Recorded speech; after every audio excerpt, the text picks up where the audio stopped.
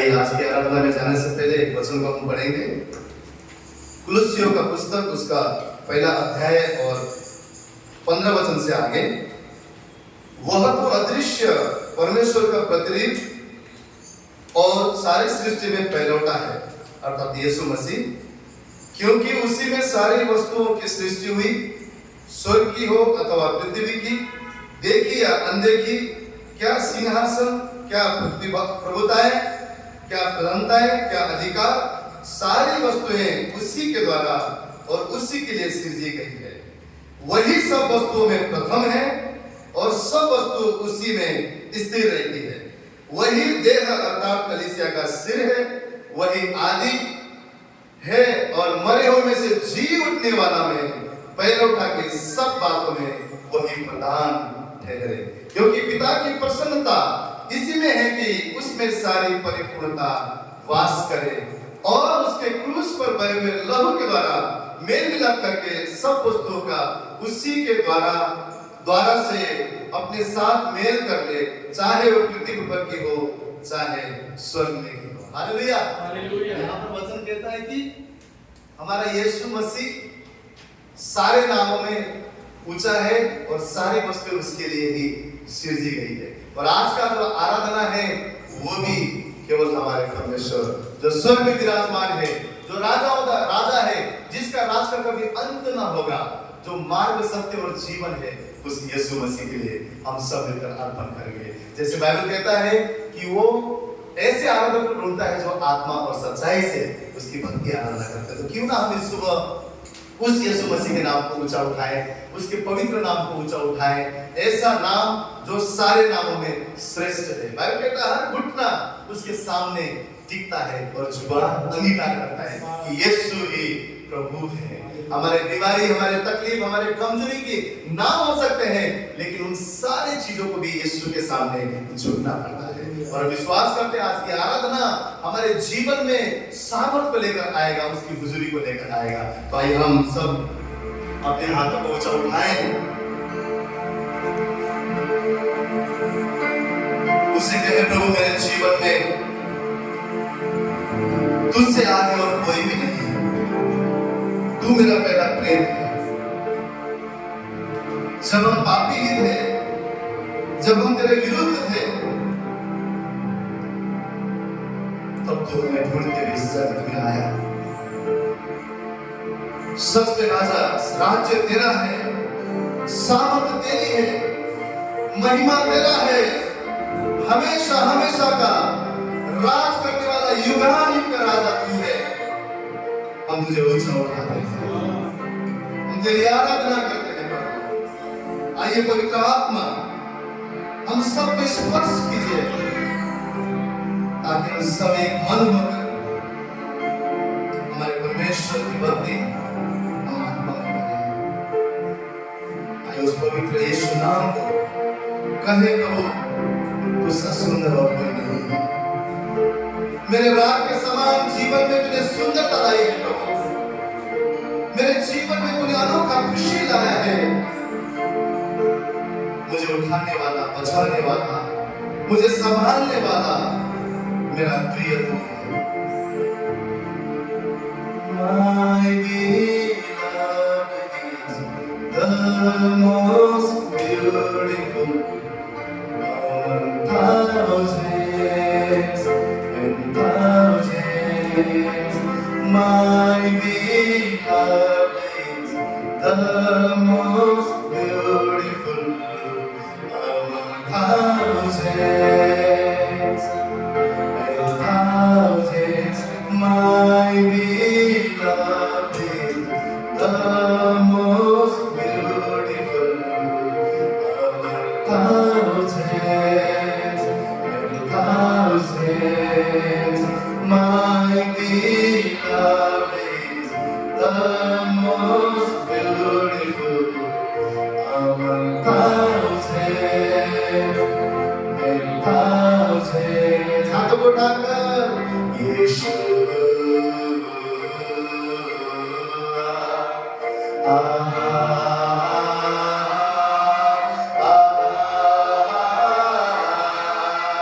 Yeshua, Yeshua.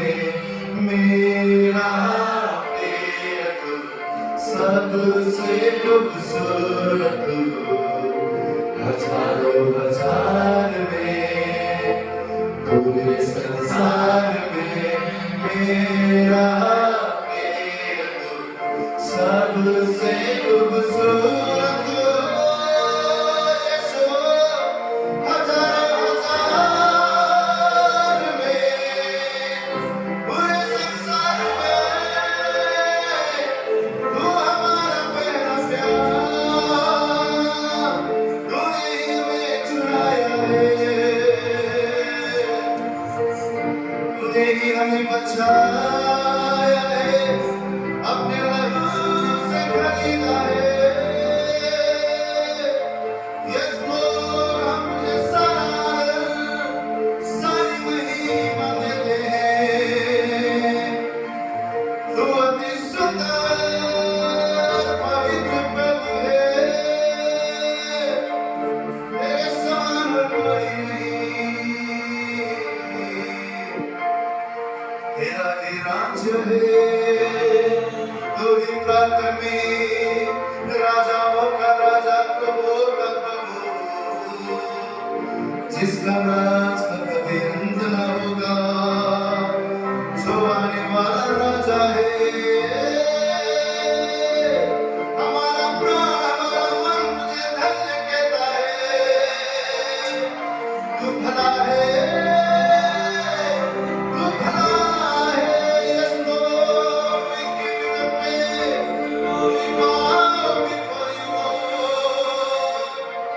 Oh, we worship you, Jesus. There is no one like you, God.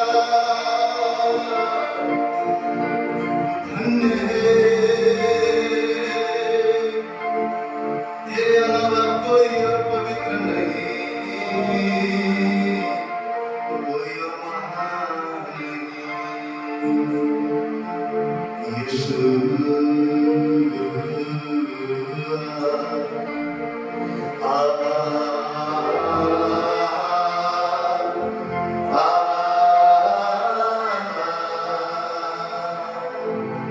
तेरे बिना हमारा यहाँ रहना, हमारा मिलना व्यर्थ है। परमेश्वर मुझे उठाते हैं, तो हमारे बीच में मंडरा परमेश्वर, तो हमारे बीच में आपका रहमान हमारे बीच में तेरी पहुंचाए। तेरी हुकूमत हमारे जीवन में, तेरी मर्जी इस जगह पर हो, तुझे ही बुलाते हैं। यीशु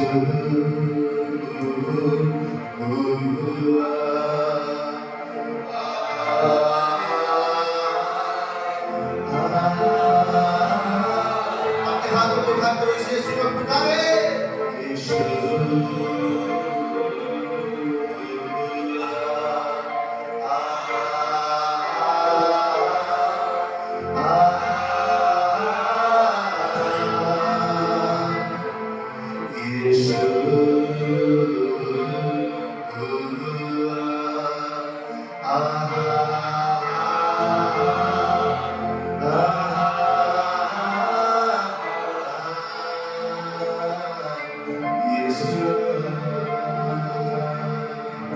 एक जोरदार ताली प्रभु यीशु मसीह के लिए। हालेलुया। इतने दिन इस दिन में बहुत ही ज्यादा आनंदित है, क्योंकि आज का दिन यहोवा है। हालेलुया। और हम सब इसमें आनंदित हैं, और हम इसलिए भी आनंदित हैं क्योंकि इतने बड़े संसार में आप और मैं कौन है पता है। हमारा रचना माँ के गर्भ में भी नहीं हुआ था, उस समय परमेश्वर का वचन कहता है कि उसने हमें चुन लिया था और उसने हम पर चित्र लगा दिया था। और बाइबल कहता है जिस पर मैं अनुग्रह करना चाहूं उस पर मैं अनुग्रह करता हूं, और अनुग्रह किए हुए लोग आप और मैं हैं, क्योंकि उसने हमें चुना है। हालेलुया। हम परमेश्वर के संतान हैं, और आज हम जानते हैं कि हमें किसी और ने नहीं, हमारे अपनी बुद्धि, अपनी ज्ञान, अपने टैलेंट, अपने समझ ने नहीं, परंतु हमें उसने बचाया है, उसने चुना है। आमीन। हमारे जीवन को उसने ही उस पाप के कीचड़ से छुड़ाकर बाहर लाया है। हमारे आंसू को मिटाने वाला और कोई नहीं, परंतु वो परमेश्वर है जिसने सूली पर हमारे लिए एक एक कतरा लोगों को बहा दिया है। तो क्यों ना आज के इस दिन में हम उस खुदा के प्रति शुक्रगुजार रहे हैं। आप जानते हैं उस दूध और मधु बहने वाले देश में परमेश्वर ने ले जाते हुए भी उसके लोग इसलिए नहीं पहुंच सके क्योंकि वो कुड़कुड़ाने लगे, परमेश्वर के किए हुए कार्य को वो भूल गए। और यहोवा कहता है उनके कुड़कुड़ाना को मैंने सुना है, मैंने सुना है। परमेश्वर हमारा कुड़कुड़ाना और परमेश्वर हमारे धन्यवाद को दोनों को सुनता है, लेकिन वो किससे प्रसन्न होता है? हमारा कीर्तन करते, हमारा धन्यवाद देते। प्रभु तेरा धन्यवाद, तेरे लहू ने मुझे छुड़ाया है। प्रभु तेरा धन्यवाद, तेरे नाम के द्वारा मैंने शांति को पाया है। प्रभु तेरा धन्यवाद, मैं नरक के मार्ग में था, तूने मुझे छुड़ाकर स्वर्ग के अनुग्रह में लाया, स्वर्ग के मार्ग में लाया। प्रभु तेरा धन्यवाद, तेरे आंसू को मिठाकर तूने आधा पे खुशी से मुझे भर दिया। यीशु कहता है जो संसार देता है वो नहीं, परंतु मैं मेरा अपना आनंद तुम्हें देता हूँ। आज आप और मेरे अंदर उसने दिया हुआ आनंद है, जो आनंद को कोई नहीं चुरा सकता। हालेलुया। आइए हम उसकी हुजूरी में आनंदित हो जाए। कोई भी बात आज हमें दुखी ना करने पाए, लेकिन हम जाने मेरा परमेश्वर मेरा युद्ध लड़ता है, मेरा परमेश्वर मुझे छुड़ाता है, मेरा परमेश्वर मुझे बल देने वाला परमेश्वर है। और आगे भी जिसने मुझे छुड़ाया है वही आगे भी मुझे बढ़ाएगा, वही मुझे संभालेगा और ऐसी बातें मेरे जीवन में करेगा जिस बातों को मेरे मन भी नहीं जानता, मेरे चित्त में भी बसा नहीं है, मेरे आंख भी जानता नहीं, मेरी सोच लिमिट है। मेरा परमेश्वर इतना अद्भुत कार्य करने जा रहा है। और विश्वासी वो है जो अनदेखी चीजों का भी विश्वास करते कि मुझे मिल चुका है। और आप विश्वास करें, इस पर विश्वास करें, जितना आप सोच रहे हैं उससे बढ़कर देने वाला वो परमेश्वर आपके साथ है। हालेलुया। तो हम क्यों ना मिलकर इस गीत को गाएं, जो परमेश्वर ने मुझे छुड़ाया है, जो परमेश्वर ने मुझे उठाया है, जो परमेश्वर ने मुझे नया जीवन दिया है। मैं इस सुबह मेरे अंतःकरण से कहूंगा प्रभु, और किसी ने नहीं, तूने मुझे बचाया और मैं तेरे लिए महिमा करूंगा। तो आइए हम सब मिलकर अपने हाथों को इस गीत को गाएं। तूने बचाया है, तूने संभाला है। हम मिट नहीं गए, हम मर नहीं गए। क्यों? क्योंकि ये उसकी करुणा का महाफल है। वो हमारे किए हुए के मुताबिक उसने हमसे व्यवहार नहीं किया, परंतु उसने हम पर अनुग्रह भी किया। हम मिलकर हाथ उठाकर तो इस गीत के द्वारा उसकी महिमा और प्रशंसा करें। तूने बचाया है, तूने संभाला है। आपकी आवाज, तूने बचाया, तूने संभाला।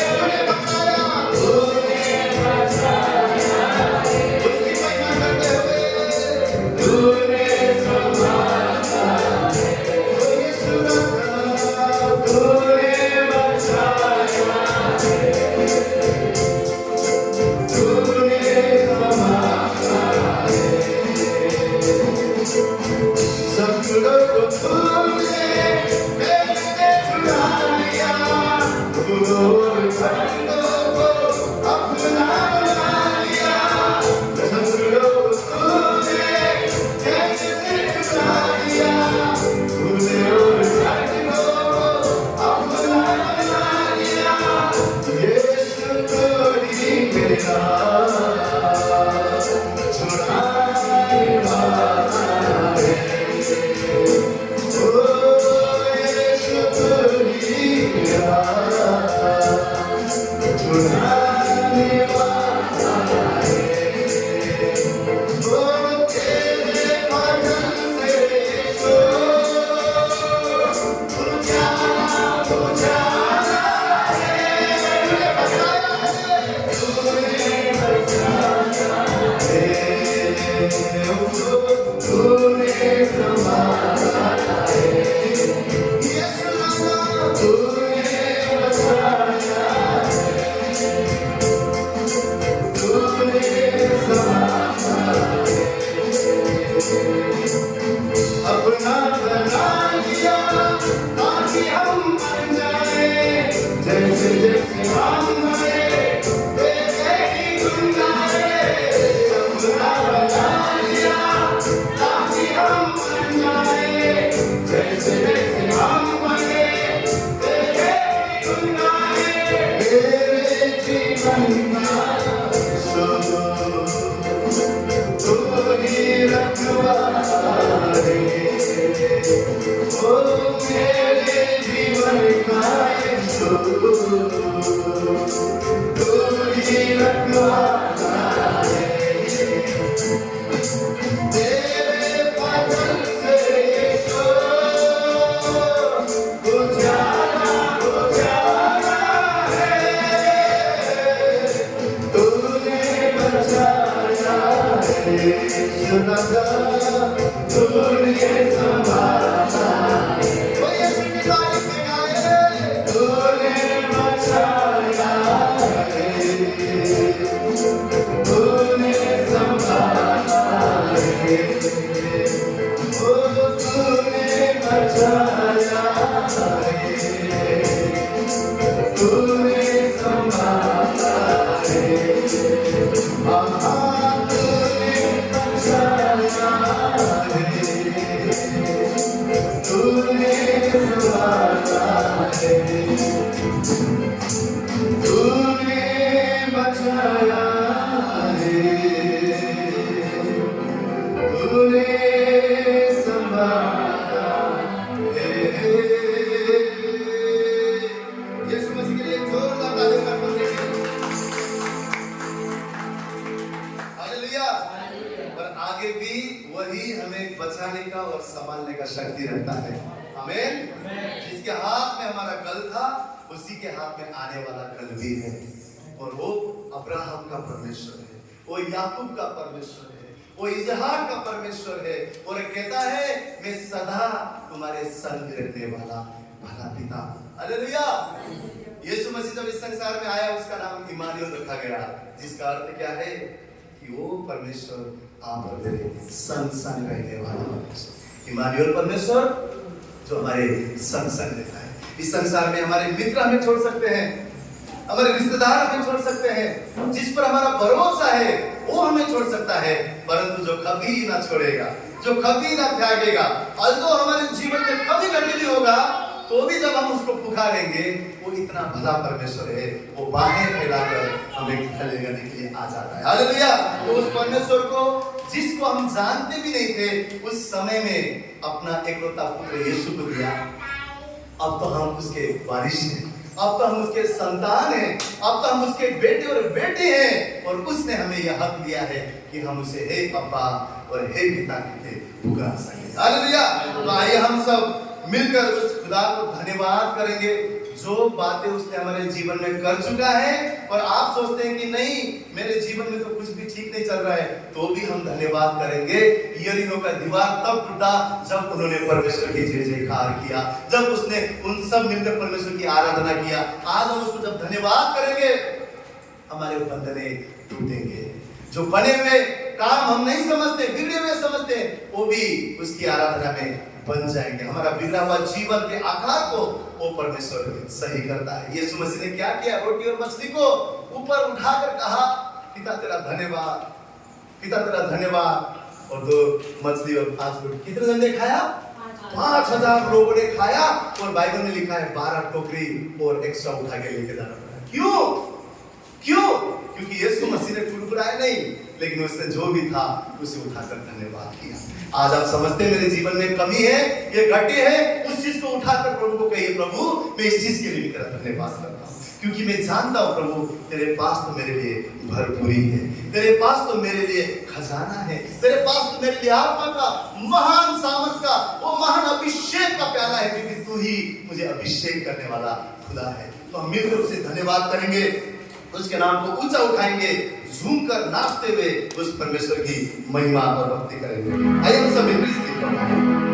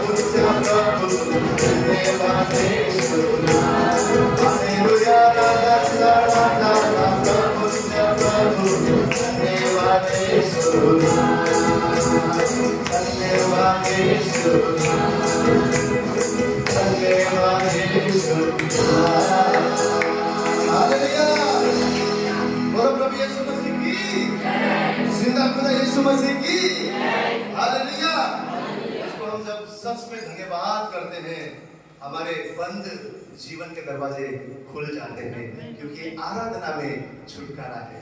जब उसको हम तहे दिल से उसकी महिमा और प्रशंसा करते हैं, उसकी उपस्थिति हमारे बीच में आ जाता है। बाइबल कहता है आराधना में विराजमान रहने वाला वो परमेश्वर है, और जहां उसकी हुजूरी है वहां बदलेहट टिक नहीं सकता।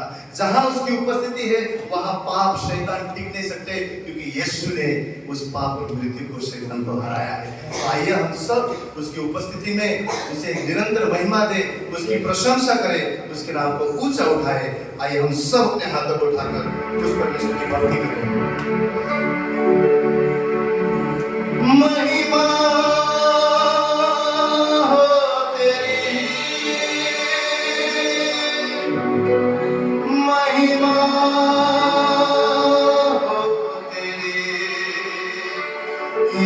राजा महिमा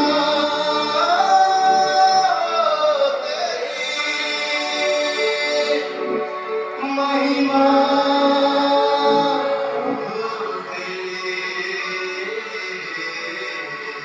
करते हैं तेरी हम स्तुति,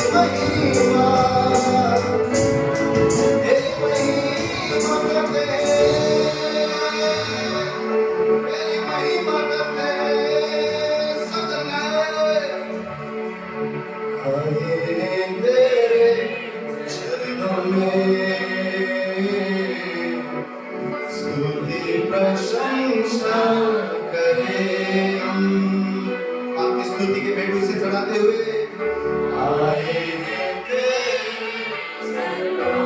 कोई भी खामोश गा रहा है, हाथ चलिए यीशु के लिए गाएं।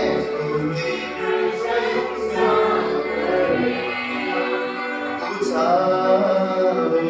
ऊंचा और ऊंचा सबसे ऊंचा तेरा नाम ऊंचा। Yes, Lord, सबसे ऊंचा उसकी महिमा करे, महिमा हो तेरी, महिमा हो तेरी, हम सबके जीवन से महिमा हो तेरी, हालेलुया, महिमा हो तेरी, सब जगह महिमा महिमा हो तेरी, हालेलुया, महिमा हो तेरी।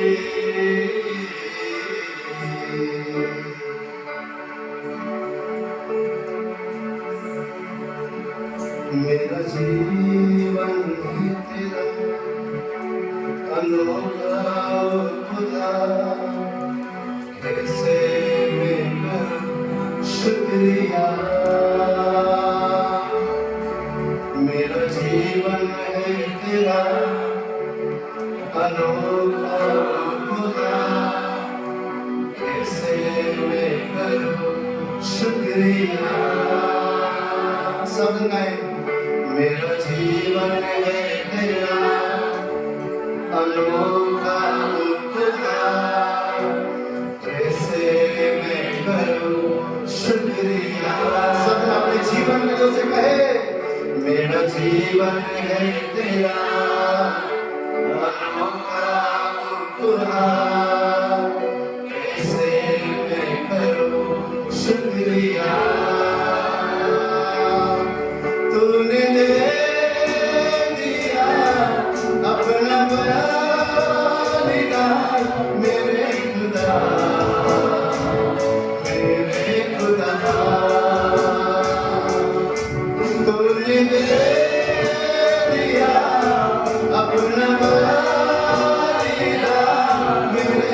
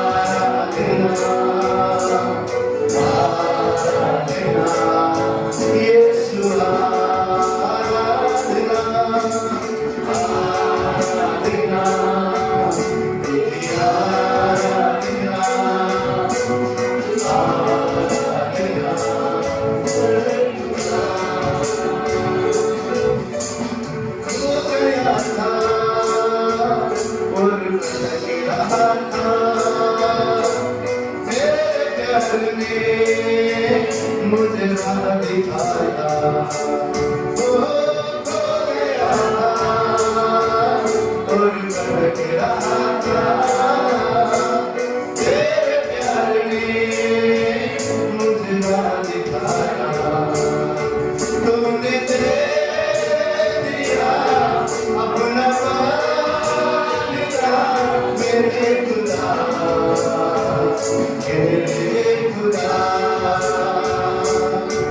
तूने दे दिया अपना वालिदा मेरे खुदा, मेरे खुदा।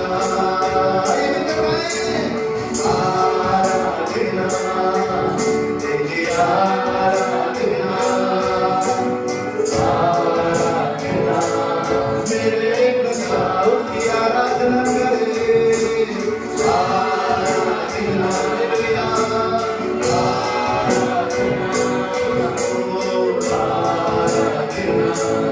मेरे खुदा। साथ चल के अपना बना के पहुंच लिया है सारे आंसू बन के, ओ साथ चल के बना के पहुंच लिया है सारे आंसू बन के, तुमने दे दिया अपना वालिदा मेरे खुदा, मेरे खुदा, तूने दे दिया अपना वालिदा मेरे खुदा, यीशुआ की आराधना करे, आराधना तेरी आराधना, आराधना मेरे खुदा की आवाज में, आराधना, आराधना मेरे खुदा की आराधना करे, आराधना करे,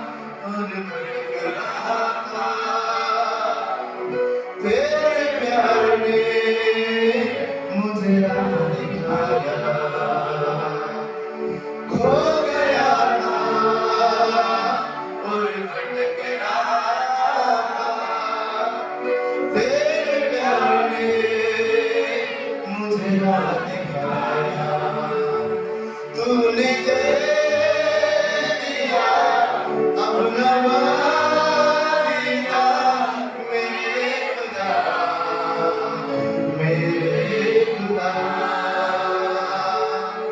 तूने दे दिया अपना वालिदा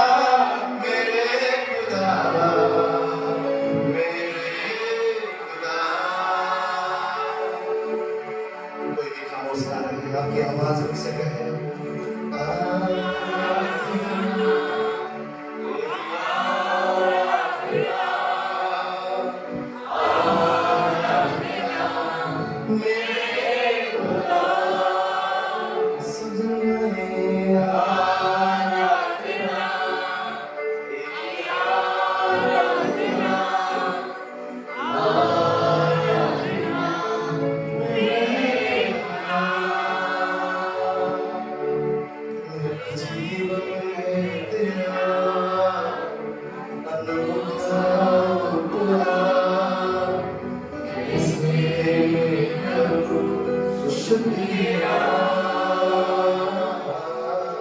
मेरा जीवन है तेरा अनोखा उपहार, कैसे करूं शुक्रिया।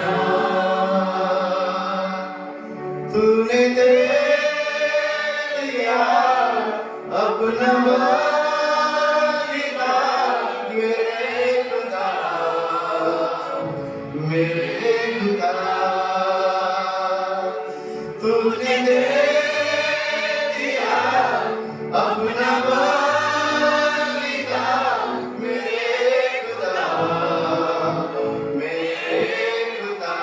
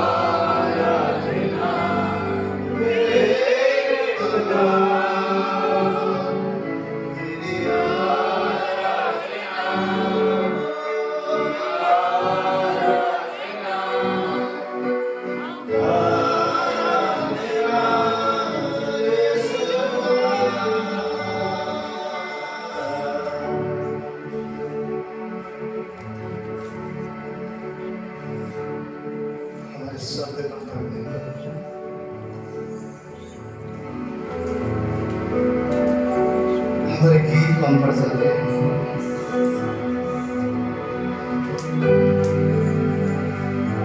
हमारी ताकत कम पड़ जाती है।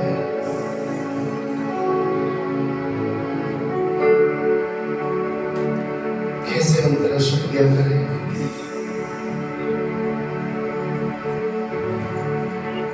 हमारा ना तो कभी पिता बन रहा है,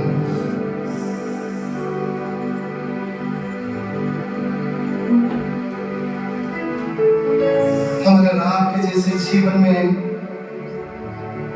तू सुंदरता लेकर आया प्रभु। हमारे जीने का कारण तू है। इस जिंदगी में अगर कुछ अच्छी बातें हैं वो केवल तेरी ओर से है प्रभु। हर जहां हम देखते हैं केवल तेरा अनुरूप हमें दिखाई देती है। तेरे एक एक कतरा लहू ने तूने हमें छुड़ाया। हमारी आराधना कम पड़ जाती है। योग्यता से बढ़कर तूने अपना प्रेम हमारे जीवन में दिया है। योग्यता से बढ़कर तूने अपना अनुग्रह हमारे जीवन में रखा है। योग्यता से बढ़कर तूने हमसे प्रेम किया है परमेश्वर। चाहे जमाना हमें छोड़े तो कभी हमें नहीं छोड़ता। हमारे कमियों के बाद भी हमसे प्रेम करने वाला खुदा, तेरा प्रेम अगापे है, तू वफादार है। कैसे हम तेरी आराधना करें? हमारी आराधना से बढ़कर तू है प्रभु। तेरे नाम को ऊंचा ऊंचा सबसे ऊंचा उठाते हैं। तुझे ही सारा आदर देते हैं परमेश्वर। हम घटते हैं, भाग पवित्र यीशु तुझे ऊंचा उठाते हैं। आइए प्रभु तू विराजमान रहे, हमारी सबकी आराधना पर तू विराजमान रहे स्वामी। हमारे जीवन में इस जगह पर राज करने का सारा आदर, सारी महिमा, सारा सम्मान केवल तुझे देते हैं। धन्यवाद करते हैं। इस प्रार्थना विनती को हमारा जीवित उद्धार करता पवित्र प्रभु यीशु मसीह के नाम से मांगते हैं। हर एक जन कहे आमीन आमीन। आइए एक जोरदार ताली केवल यीशु मसीह के लिए। आपका उत्तम तालियों का प्रभु यीशु मसीह के लिए।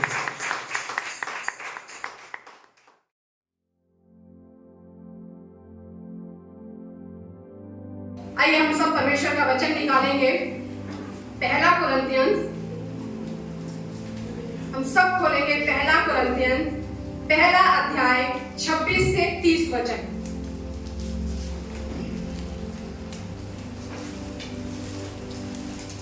कोई अगर जिसने निकाल लिया तो पढ़ सकते हैं। हे भाइयों, अपने बुलाए जाने को तो सोचो कि न शरीर के अनुसार बहुत ज्ञानवान और न बहुत सामर्थी और न बहुत कुलीन बुलाए गए, परंतु परमेश्वर ने जगत के मूर्ख को चुन लिया है कि ज्ञानवानों को लज्जित करे, और परमेश्वर ने जगत के निर्बलों को चुन लिया है कि बलवानों को लज्जित करे। और परमेश्वर ने जगत के नीचों और तुच्छों को, वरन जो है भी नहीं उनको भी चुन लिया है कि उन्हें जो है व्यर्थ ठहराए, ताकि कोई प्राणी परमेश्वर के सामने घमंड न करने पाए।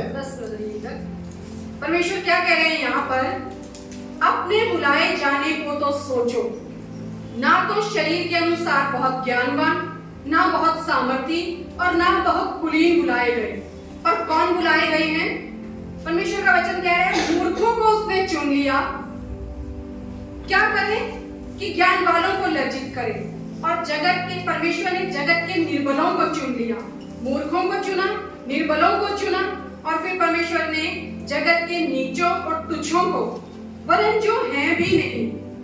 नीच और तुच्छ मतलब जो अपने आप को कुछ नहीं समझते, कंगाल हैं, बहुत जिनकी कंडीशन खराब है, ऐसों को चुन लिया कि उन्हें जो चुन लिया है कि उन्हें जो हैं, जो अपने आप को कुछ समझते हैं, उन्हें व्यर्थ ठहराए। और ये सब कुछ क्यों किया परमेश्वर ने? अगला वचन कहता है, ताकि कोई प्राणी परमेश्वर के सामने घमंड ना करने पाए। घमंड करने का कारण किसके पास होता है? मेरे पास बहुत संपत्ति है, मेरे पास बहुत ज्ञान है, मैं तो कुलीन हूँ, मैं तो अच्छे पोजीशन पे हूँ, मैं पावर में हूँ। ये घमंड का कारण होता है। परमेश्वर कह रहा है, मैंने उनको नहीं चुना, पर मैंने अपोजिट चुना। किनको? जो निर्बल हैं, जो कमजोर हैं, जो तुच्छ हैं, जो नीचे हैं, जो कंगाल हैं, ताकि उनके पास कोई घमंड करने का कारण ना हो। कोई कारण ना हो कि हमारी खुद की काबिलियत है इसलिए हम बुलाए गए हैं, हमारे अंदर ये गुण है इसलिए हम कामगार सिद्ध होते हैं। क्यों परमेश्वर ये चाहता है कि कोई उसके सामने घमंड ना करे? आज एक घटना से हम देखेंगे, न्यायियों की पुस्तक अगर आप निकालें, उसका 6वां अध्याय। बहुत बार हम सब ने ये घटना पढ़ी होगी, सुनी होगी इसके बारे में। एक व्यक्ति है गिदोन।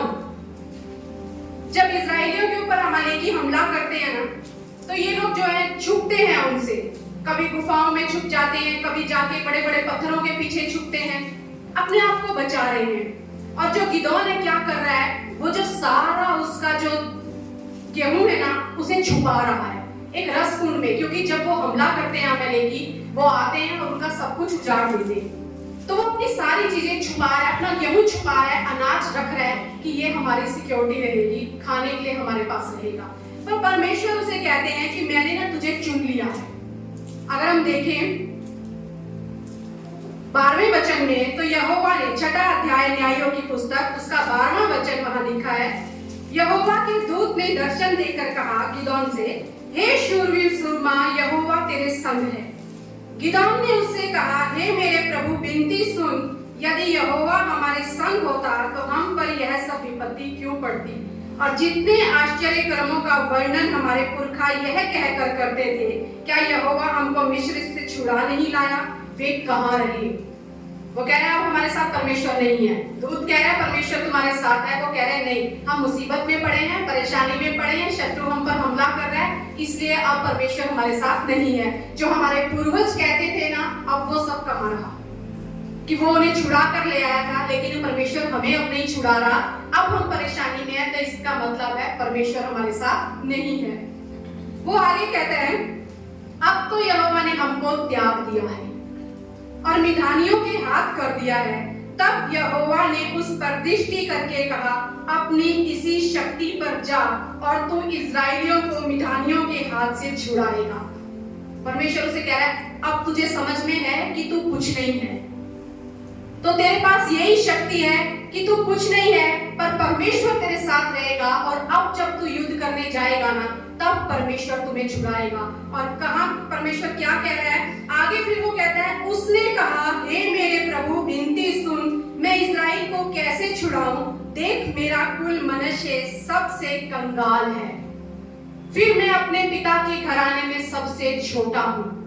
मैं तो कुछ नहीं हूं, सब मेरा पिता का जो घराना है उसमें मैं सबसे छोटा हूं, और मनुष्य के में सबसे कंगाल जो है ना, वो हम लोग हैं। तो हम तो कुछ नहीं है, मैं कैसे जा सकता हूं? पर परमेश्वर उसे कहता है, निश्चय मैं तेरे संग रहूंगा, इसलिए तू मिधानियों को ऐसा मार लेगा जैसा एक मनुष्य। यानी तेरी सामर्थ तेरा कुल नहीं, तेरी सामर्थ तेरा बड़प्पन नहीं, तेरी सामर्थ तेरी पोजीशन नहीं, पर तेरी सामर्थ मैं हूं। जब मैं तेरे साथ रहूंगा तो तू ऐसे उन शत्रुओं को मारेगा जैसे एक मनुष्य को मार रहा है, जैसे तू एक मनुष्य को मार रहा है। पर क्यों परमेश्वर ने इजराइल, जब उसको गिदोन को चुन लिया, तो क्यों परमेश्वर उस ऐसे कमजोर को चुन के कहता है तू एक शूरवीर सूरमा है? क्योंकि वो कह रहा है मैं अपनी सामर्थ दिखाऊंगा। पूरा ये अध्याय आप, काफी लंबी स्टोरी है, आप 6वां 7वां अध्याय घर पर पढ़ना, पूरी घटना समझेंगे। फिर गिदोन लोगों को इकट्ठा करता है, गिदोन युद्ध के लिए जाता है। और अगर हम 7वें अध्याय में देखें तो वहां परमेश्वर से एक बात कहते हैं, दूसरे वचन में, न्यायियों की पुस्तक 7वां अध्याय 2रा वचन, वहां लिखा है, तब यहोवा ने गिदोन से कहा, जो लोग तेरे संग हैं वे इतने हैं कि मैं मिधानियों को उनके हाथ नहीं कर सकता। नहीं तो इजराइल यह कहकर मेरे विरुद्ध अपनी बड़ाई मारने लगेंगे कि हम अपने ही भुजबल के द्वारा बचे हैं। परमेश्वर यहाँ क्या कह रहे हैं कि इतने सारे जो लोग तेरे साथ है ना, अभी मैं इनके हाथ में उन मिधानियों को नहीं करूंगा। आगे हम पढ़ते हैं वो 32,000 लोगों को साथ लेकर जा रहा था, लेकिन परमेश्वर कहते हैं उसे तो इसमें से छांट ले उनको, वो जो कोई डरता है ना वो यहाँ से चला जाए वापिस। वचन में लिखा है, तीसरे वचन में 22,000 लोग लौट गए और आगे लिखा है 10,000 केवल बचे। 32,000 वो साथ लेकर चल रहा है, 22,000 चले गए क्योंकि वो डर गए। पहले ही परमेश्वर ने कहा जो डर रहे हैं चले जाओ, तो 32 में से 22 चले गए, 10 बचे।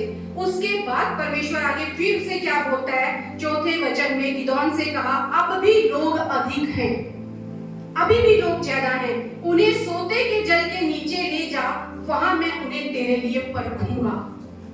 अभी परखना बाकी है। 32 में से 10 बचे हैं तो भी परमेश्वर कह रहा है अभी भी मैं जांच करूंगा कौन तेरे साथ चलने के योग्य है और कौन नहीं है। और जिसके विषय में मैं तुझसे कहूं वह तेरे संग चले, वह तेरे संग चले, और जिसके विषय में कहूं वह तेरे संग ना जाए। कौन तेरे संग जाएंगे? परमेश्वर उसे कहता है आगे अगर हम पढ़ते हैं 5वें वचन में, तब वह उनको सोते के पास नीचे ले गया, वहां यहोवा ने गिदोन से कहा जितने कुत्ते के समान जीभ से पानी चपट चपट करके पिए उनको अलग रख, और वैसा ही उन्हें भी जो घुटने टेक कर पिए। जिन्होंने मुंह में हाथ लगाकर चपट चपट करके पानी पिया उनकी तो गिनती 300 ठहरी, और बाकी सब लोगों ने घुटने टेक कर पानी पिया। तब यहोवा ने गिदोन से कहा इन 300 चपट चपट करके पीने वालों के द्वारा मैं तुझको छुड़ाऊंगा। 32,000 में से कितने बचे? 300। परमेश्वर कह रहा है मैं परखूंगा कौन तेरे साथ जाएगा और कौन तेरे साथ नहीं जाएगा। कई बार हम कहते हैं हम सब चलेंगे, हम सब सेवा के लिए चलेंगे, हम सब ये काम करने के लिए चलेंगे। हमें मालूम नहीं होता परमेश्वर किसे हमारे साथ ले जाना चाहता है, किसे छोड़ना चाहता है। बहुत जरूरी है जब भी हम अपनी लाइफ में कोई काम करें यूं ही भीड़ अपने पीछे ना ले लें। अब्राहम चला तो लूत को भी साथ में ले लिया, चल तू भी मेरे साथ चल। ये नेचुरल सी बात है। कई बार तो हम घूमने जाएंगे तो चलो चले पिकनिक मनाएं, आप भी चलो मजा आएगा, हम सबको साथ ले लेते हैं। हमें नहीं पता परमेश्वर किसे हमारे साथ जाने के लिए तैयार कर रहा है, किसे परख रहा है। पहली बात जो हम यहाँ सीख रहे हैं 32,000 में से 300 को परमेश्वर ने सही जांच में सही पाया, और 300 लोगों के द्वारा वचन कहता है मिधानी और अमालेकी कितने थे? टिड्डियों के समान बहुत से तराई में फैले पड़े थे। 12वें वचन में लिखा है उनके ऊंट समुद्र की तट की बालू के किनकों के समान गिनती से बाहर थे। इतने लोगों को 300 लोगों के द्वारा परमेश्वर ने जयवंत किया। और उससे बड़ी बात जो परमेश्वर ने यहाँ कही ना दूसरे वचन में कि क्यों मैं ये सेना तेरे साथ नहीं भेज रहा, क्यों इतने लोगों को लेकर नहीं जाना। यहोवा ने गिदोन से कहा जो लोग तेरे संग हैं वे इतने हैं कि मैं मिधानियों को उनके हाथ नहीं कर सकता, नहीं तो इजराइल यह कहकर मेरे विरुद्ध अपनी बढ़ाई मारने लगेंगे कि हम अपने ही भुजबल के द्वारा बचे हैं। हम अपनी ही भुजबल के द्वारा बचे हैं, वो अपनी ही बढ़ाई मारने लगेंगे। परमेश्वर ने इसीलिए जो छोटे हैं, जो तुच्छ हैं, जो निर्बल हैं, जो कमजोर हैं, जो जिनके पास कोई ताकत नहीं है उन्हें चुना ताकि उनके पास घमंड का कोई कारण ना हो। परमेश्वर कह रहा है अगर ये 32,000 साथ गए ना, ये अपनी ही बढ़ाई मारने लगेंगे, सेल्फ एक्सल्टेशन करने लगेंगे, खुद को ऊंचा उठाने लगेंगे। हमने जय हासिल की है। जो परमेश्वर चाहता है कोई व्यक्ति अपने आप पर घमंड ना करे, उस परमेश्वर पर घमंड करे। पौलुस कहता है यदि मैं घमंड करूं तो मैं अपने खुदा पर घमंड करूं, उस क्रूस पर घमंड करूं। मुझ में कोई ऐसी ताकत नहीं कि मैं खुद पर घमंड करूं। और यही हमारा परमेश्वर चाहता है कि हम अगर घमंड करें तो उस खुदा पर घमंड करें, अपने आप पर बढ़ाई ना मारे। आज मैंने जो हासिल किया ये मेरी काबिलियत है, कुछ भी नहीं है हम उस परमेश्वर की सामर्थ के बिना।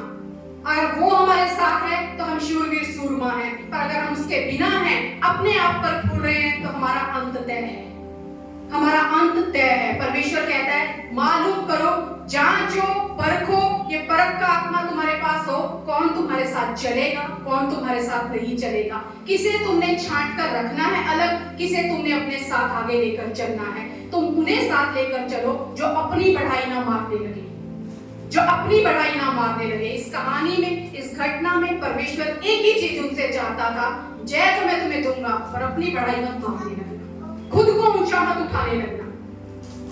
कई बार हम करते हैं, हम क्या सोचते हैं, हम झूठ नहीं बोलेंगे, हम पाप नहीं करेंगे, हम अब अच्छा जीवन जिएंगे, विरोधियों को भी क्षमा करेंगे, जिसने हमारे खिलाफ जो किया हम क्षमा करते हैं, तो हमने कोई पाप नहीं किया। कभी कभी हम सोचते हैं ये पाप है, व्यभिचार पाप है, हत्या पाप है, लेकिन परमेश्वर के हिसाब से अगर हम देखें, परमेश्वर के राज्य के हिसाब से अगर हम देखें, तो परमेश्वर कहता है अपनी बढ़ाई मारना सबसे बड़ा पाप है, सबसे बड़ा पाप है। कभी कभी हम एक पेड़ को लेंगे ना, देखा होगा आपने, अच्छा पेड़ बुरा पेड़, बाइबल में बहुत बार पेड़ों का जिक्र किया गया है, मत्ती की पुस्तक में लिखा गया है, अच्छा पेड़ अच्छा फल लेकर आएगा, बुरा पेड़ बुरा फल लाएगा, और पेड़ अपने फलों से पहचाना जाएगा। पर हम क्या करते हैं, कभी कभी अक्सर मसीही करते हैं, हम कुछ गलतियां करें, पाप करें, हम क्या सोचते हैं अब ये फल नजर आएंगे, हम कैंची लेके ना उन फलों को काट देते हैं। क्या हम काट देंगे तो वो फल दोबारा नहीं उगेंगे, पर वो फिर दोबारा उगने लगते हैं, वो फल फिर दोबारा हमारे जीवन में दिखने लगते हैं। हम समझ ही नहीं पाते हमें बुराई छोड़नी है, हमें पाप छोड़ना है, हम हत्या कर रहे हैं या नहीं कर रहे हैं ये मतलब नहीं आ रहा, मैंने किसी को मारा थोड़ी, मर्डर थोड़ी किया है, मर्डर नहीं किया तो क्या हमने पाप नहीं किया। परमेश्वर कहता है कि पाप की जड़ कहाँ है, पाप की जड़ कहाँ है, परमेश्वर हमें ये बता रहे हैं पाप की जड़ कहाँ है। अगर हम निकाले मत्ती की पुस्तक उसका 3 अध्याय 10वां वचन, अगर कोई पढ़े मत्ती की पुस्तक उसका 3 अध्याय 10वां वचन, वहां क्या लिखा है, कुल्हाड़ा पेड़ों की जड़ पर रखा हुआ है, इसलिए जो जो पेड़ अच्छा फल नहीं लाता वह काटा और आग में झोंका जाता है। कुल्हाड़ा कहाँ रखा हुआ है, पेड़ों की जड़ पर। जड़ कहाँ है, पाप का जन्म कहाँ से होता है। कभी कभी अभी एक वचन अगर हम बोले पाप क्या है, तो हम कहेंगे जो हम परमेश्वर के विरुद्ध गलत करते हैं। सबसे बड़ा जो पाप है ना, परमेश्वर कहता है मैं जलन रखने वाला परमेश्वर, मुझे छोड़ तुम किसी और को प्रभु करके मत स्वीकार करना, किसी और को दंडवत मत करना। सबसे बड़ा जो पाप है, पाप की जो जड़ है ना, वो घमंड है, अपने आप को ऊंचा उठाना पाप की जड़ है। हम अगर कैंची लेके बाहर के फलों को काट देना वो फिर से उग जाएंगे। हमारा झूठ बोलना एक बार बंद होगा दोबारा हाजिर हो जाएगा, एक बार चुगली करनी बंद होगी थोड़े टाइम बाद हम फिर वही करेंगे, एक बार किसी की बुराई करेंगे कुछ टाइम बंद रखेंगे दोबारा फिर शुरू करेंगे। लेकिन परमेश्वर कहता है ये बाहरी जो फल है ना, इन्हें काटने से कुछ नहीं होगा। परमेश्वर ने कुल्हाड़ा कहाँ रखा है, जड़ पर रखा हुआ है। वो कह रहे मैंने कुल्हाड़ा पेड़ों की जड़ पर रखा है, इसलिए जो जो पेड़ अच्छा फल नहीं लाता वह काटा और आग में झोंका जाएगा। जड़ कहाँ है।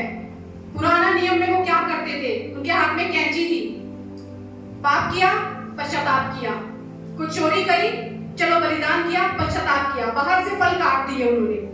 लेकिन जो नया नियम है यीशु मसीह के आने के बाद, यीशु मसीह कहते हैं मैं जड़ पे वार करूंगा, मैं जड़ से उखाड़ूंगा उस पेड़ को, वो जड़ से काटा जाएगा, आग में झोंका जाएगा और काट डाला जाएगा।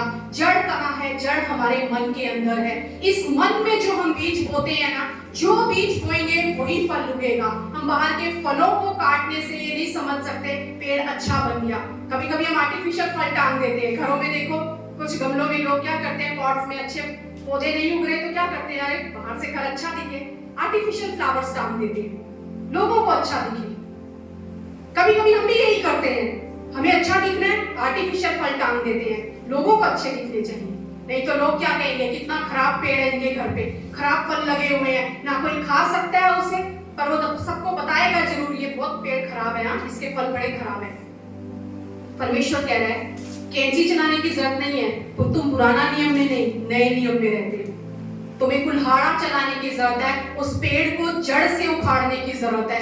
कहां से परमेश्वर चाहता है हम शुरुआत करें, वो कहता है जड़ से पेड़ को काटो, जड़ से पेड़ को काटो। और पाप की शुरुआत अगर हम कहें, पाप को जन्म कौन देता है, घमंड। घमंड पाप को जन्म देता है। यह हिस्केल की पुस्तक हम सब निकालेंगे, सब कुछ परमेश्वर ने परफेक्ट बनाया, खूबसूरत स्वर्ग, खूबसूरत पृथ्वी, कोई पाप नहीं था, स्वर्गदूत थे, परमेश्वर था, सब कुछ था।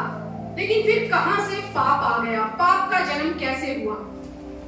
यह इसके उसका 28वां चैप्टर अगर हम निकाले, वहां क्या लिखा हुआ है हम सब पढ़ेंगे। यहाँ एक राजा के बारे में बात की जा रही है, पर उस राजा के विषय में ये लिखा है कि राजा के पीछे कौन काम कर रहा है, कौन सी स्पिरिट उसे कंट्रोल कर रही है, उसके बारे में यहाँ लिखा गया है। और क्या लिखा है? यहाँ लिखा है, तू तो उत्तम से भी उत्तम है, तो बुद्धि से भरपूर और सर्वांग सुंदर है। 12वें वचन से, यह इसके 28वां अध्याय 12 वचन से परमेश्वर यहोवा यूं कहता है, तू तो उत्तम से भी उत्तम है, तू बुद्धि से भी भरपूर और सर्वांग सुंदर है। तू परमेश्वर की अदन नामक बारी में था, तेरे पास आभूषण, मणि, पद्राक, हीरा, फिरोजा, सुलमणि, ये सब मणियां जो परमेश्वर ने यहाँ लिखी, तेरे पास सब कुछ था। 14वां वचन कहता है, तू छाने वाले अभिषिक्त करूब था, मैंने तुझे ऐसा ठहराया कि तू परमेश्वर के पवित्र पर्वत पर रहता था। तू आग सरीखे चमकने वाले मणियों के बीच चलता फिरता था। जिस दिन से तू सिरजा गया, जिस दिन तक तुझ में कुटिलता ना पाई गई, उस समय तक तू अपनी सारी चाल चलन में निर्दोष रहा। स्वर्गदूत के बारे में लिखा है, तू कौन था? बुद्धि से भरपूर था, सर्वांग सुंदर था, उत्तम से भी उत्तम था तू। परमेश्वर कह रहा है कि तू तो अभिषिक्त करूब था, मैंने तुझे ऐसा ठहराया कि तू परमेश्वर के पवित्र पर्वत पर रहता था, आग सरीखे चमकने वाले मणियों के बीच चलता था। फिर क्या हुआ? फिर क्या हुआ? यहाँ 16वां 17वां वचन अगर हम जहाँ देखें तो वहां लिखा है, सुंदरता के कारण तेरा मन फूल उठा। किसके कारण? सुंदरता के कारण तेरा मन फूल उठा और वैभव के कारण तेरी बुद्धि बिगड़ गई। मैंने तुझे भूमि पर पटक दिया और राजाओं के सामने तुझे रखा कि वे तुझको देखें, और तेरे अधर्म के कामों की बहुतायत से और तेरे लेन देन की कुटिलता से तेरे पवित्र स्थान अपवित्र हो गए। तेरा मन फूल उठा। कहां शुरुआत हुई? मन में। और इसके बारे में कहा गया है, ये भोर का तारा था, वो स्वर्गदूत भोर का तारा था। फिर परमेश्वर कहता है अंधकार का पिता बन गया। वो स्वर्गदूत था, वो मन जब फूल उठा, शैतान का रूप धारण कर लिया, वो शैतान बन गया। कहां से पाप शुरू हुआ? कोई पाप नहीं था, परमेश्वर ने सब कुछ परफेक्ट बनाया था।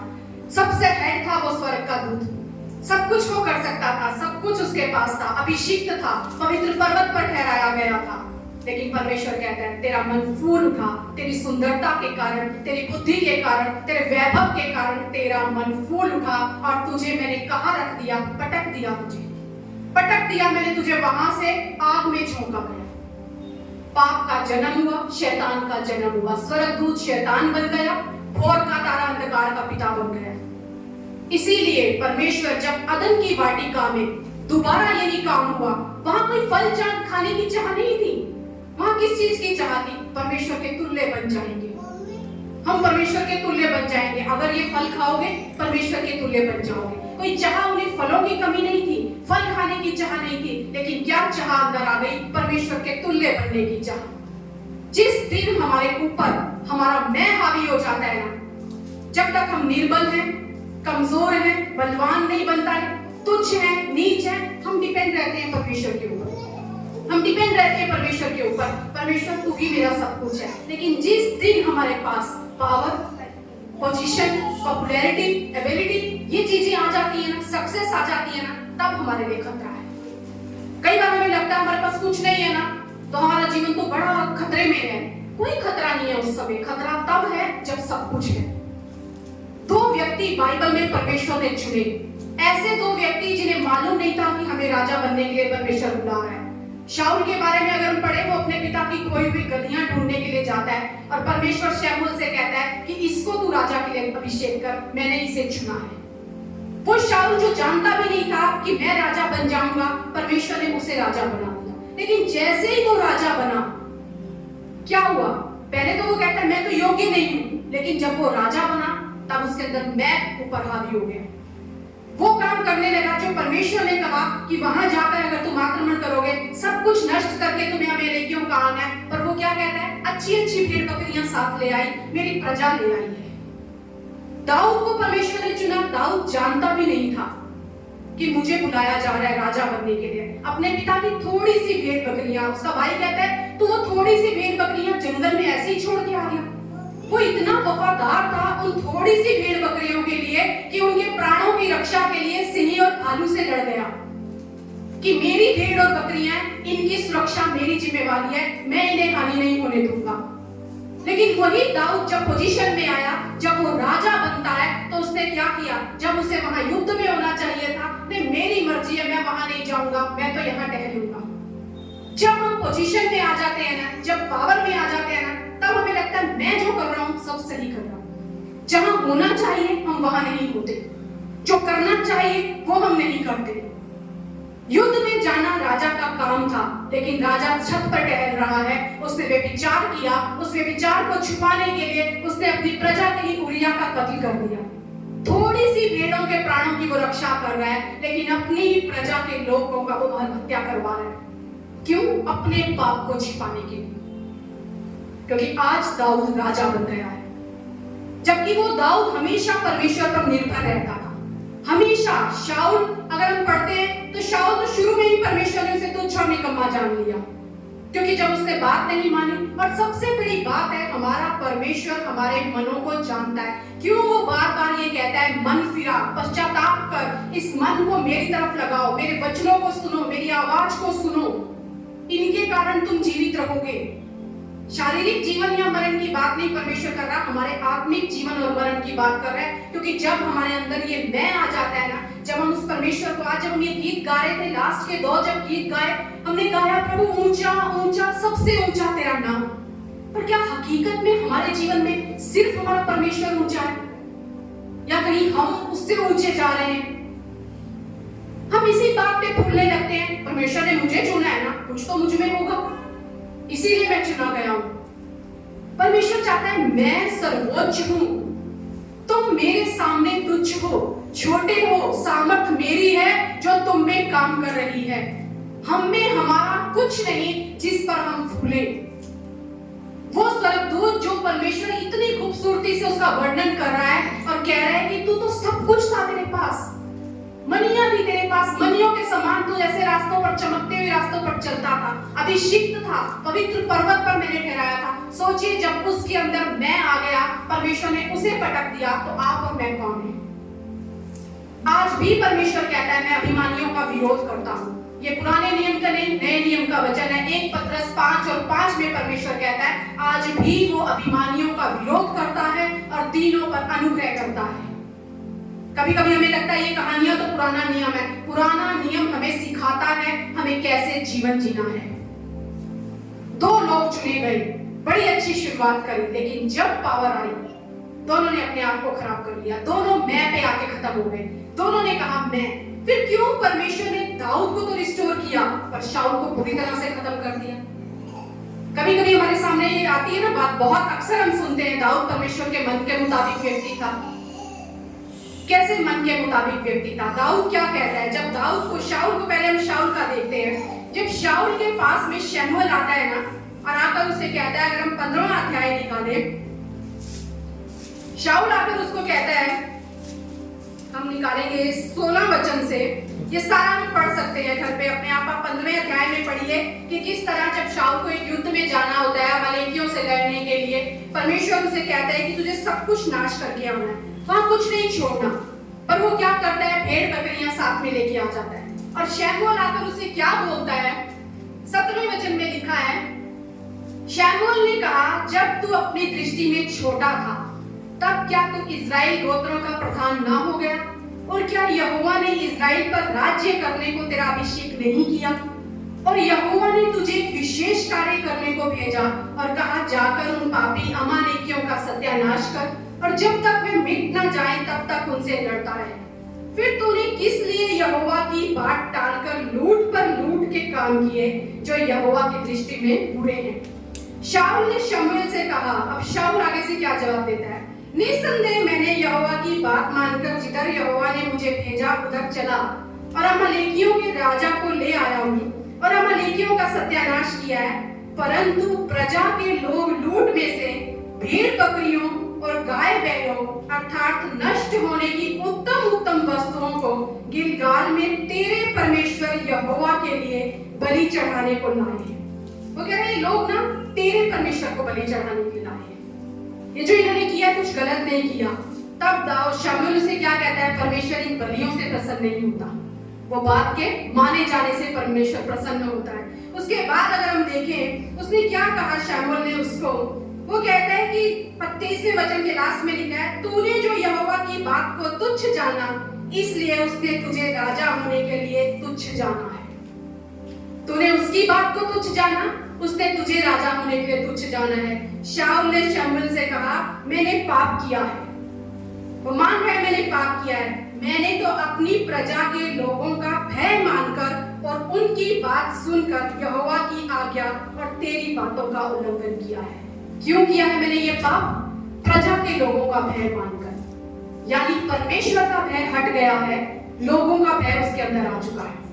और फिर उसे वो क्या कह रहा है, जब वो उसे कह रहा है शमूएल की परमेश्वर ने तुझे तुच्छ जाना है, एक और वचन हम पढ़ते हैं 29वें वचन 30वें वचन में लिखा है, उसने कहा मैंने तो पाप किया है तो भी मेरी प्रजा के पुरनियों और इज़राइल के सामने मेरा आदर कर।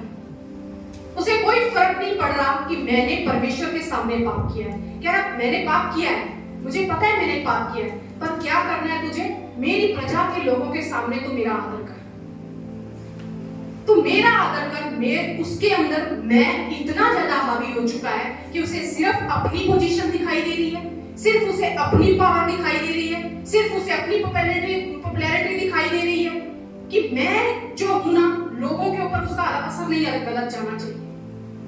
पाप किया है मैंने, पर उसे कोई फर्क नहीं पड़ रहा कि परमेश्वर ने उसे तुच्छ जाना है। 28वें वचन में लिखा हुआ है, शमूएल ने उससे कहा आज यहोवा ने इज़राइल के राज्य को फाड़कर तुझसे छीन लिया और तेरे एक पड़ोसी को जो तुझसे अच्छा है दे दिया है।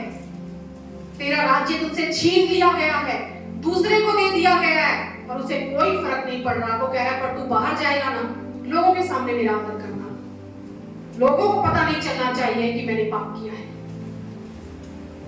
ये है जब हम अपने आप को उठाते हैं ऊपर, तब हमें सिर्फ मैं नजर आता है, सिर्फ मेरी पावर होनी चाहिए, सिर्फ मेरी एक अच्छी इमेज होनी चाहिए। परमेश्वर को क्या पता है, परमेश्वर क्या कर रहा है, वो तो बात की बात है। लोगों के सामने मेरी छवि अच्छी रहनी चाहिए।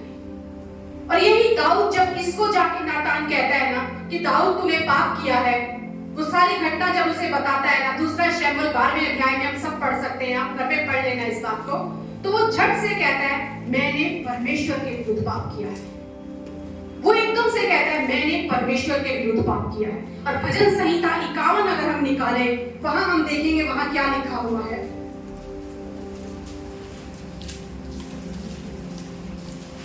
भजन संहिता 51 वहां लिखा है, हे परमेश्वर अपनी करुणा के अनुसार मुझ पर अनुग्रह कर, अपनी बड़ी दया के अनुसार मेरे अपराधों को मिटा दे, मुझे भली भांति धोकर मेरा अधर्म दूर कर और मेरा पाप छुड़ाकर मुझे शुद्ध कर। वो क्या कह रहे हैं, प्रभु अपनी करुणा के अनुसार मुझ पर अनुग्रह कर। एक बात दाऊद जानता था अपनी लाइफ में, जब उसकी संगति परमेश्वर के साथ थी ना, तो वो ये जानता था इसकी करुणा महान है, इसकी दया मेरे ऊपर अमर है, इसका जो प्रेम है ना वो बड़ा है। यही है जो मेरे पापों को शुद्ध कर सकता है, यही है जो मुझ पर करुणा करके मुझे फिर से धो सकता है, यही है जो मुझे फिर से उठा सकता है। इसीलिए वो कहता है कि प्रभु मुझे भली भांति धोकर मेरा अधर्म दूर कर, मेरा पाप छुड़ाकर मुझे शुद्ध कर। मैं तो अपने अपराधों को जानता हूँ, मेरा पाप निरंतर मेरी दृष्टि में रहता है। मैंने केवल तेरे ही विरुद्ध पाप किया और जो तेरी दृष्टि में बुरा है वही किया है, ताकि तू बोलने में धर्मी और न्याय करने में निष्कलंक ठहरे। वो कह रहा है